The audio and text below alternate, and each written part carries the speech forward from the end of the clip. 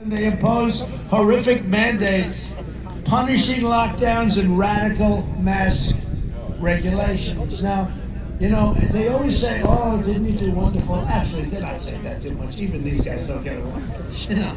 Didn't he do wonderful at COVID? I call it the China virus. Does anybody mind if I call it COVID? In 1917, they had the Spanish flu. Nobody said, gee, don't call it the Spanish flu. There was a reason it was called. Well, it's a China virus, whether we like it or not. And I was also right about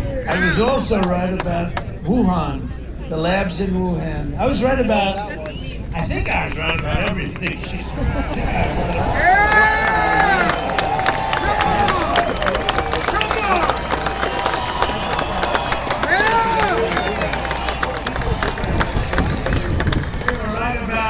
We were right about everything. What a mess this country is in. Our country's going to hell. Oh, we'll turn it around. We're going to turn it around. I just hope it's not going to be too late in some respects, because what happened in Ukraine is very dangerous. This could be a very dangerous thing for the world. This could end up being a world war. We have incompetent people running things. It could end up being a world war. And we have 2.5 years to go. We have, fortunately, not too long to go to the midterms, but we have 2.5 years to go for the presidential election. And I never realized how important being president was until I watched what's happening now, where we have somebody that goes over to Europe and embarrasses our country. Embarrasses our country. Come here, Joe. Come here. Stand up there. Wave, Joe. Wave to the crowd, Joe. Embarrasses our country. Thankfully,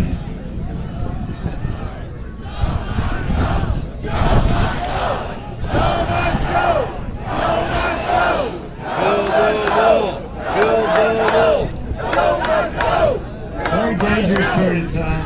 Thankfully, a Trump-appointed judge recently struck down Biden's ridiculous mask mandates and a righteous victory for American freedom. Joe Biden and the radical left have turned calm into chaos, confidence into incompetence, stability into anarchy, prosperity into poverty, and security into catastrophe. Otherwise, they're doing a fantastic job. The election was rigged and stolen, and now our country is being destroyed because of it. Such stupid decisions are being made, including the border, including Afghanistan. We had it all set to come out. We would have come out with dignity and pride and strength. I spoke to Abdul, the leader of the Taliban. I said, Abdul, you kill any more soldiers, we're going to hit you so hard, nobody will ever be hit.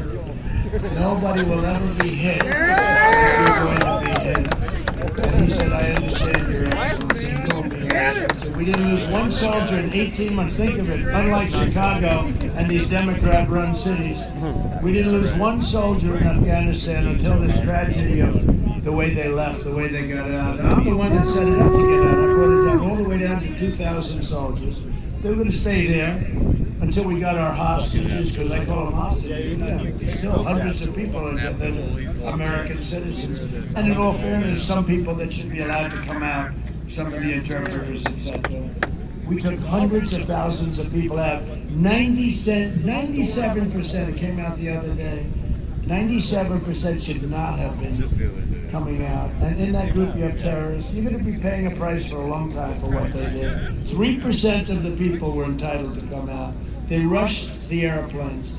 28 people fell off the side of the airplanes from 3,000 feet up. That's 3 times the height of the Empire State Building. They fell off the side of the airplanes, 28 people.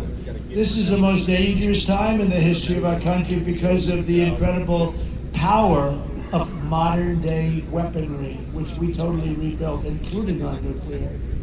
Not that I wanted to, I hated to rebuild the nuclear, but we have no choice because others are doing it. Meanwhile, we have a president who has no idea what's happening, who is shaking hands with the air, while Putin talks about nuclear weapons all the time. talked about nuclear weapons. You're not supposed to talk about nuclear weapons. The N-word. I used the word. I used the term. The N-word. They went crazy. You said the N-word. I said, yeah, the nuclear word. You don't talk about the nuclear word. You just don't talk about it. It's too devastating to talk about. He's throwing it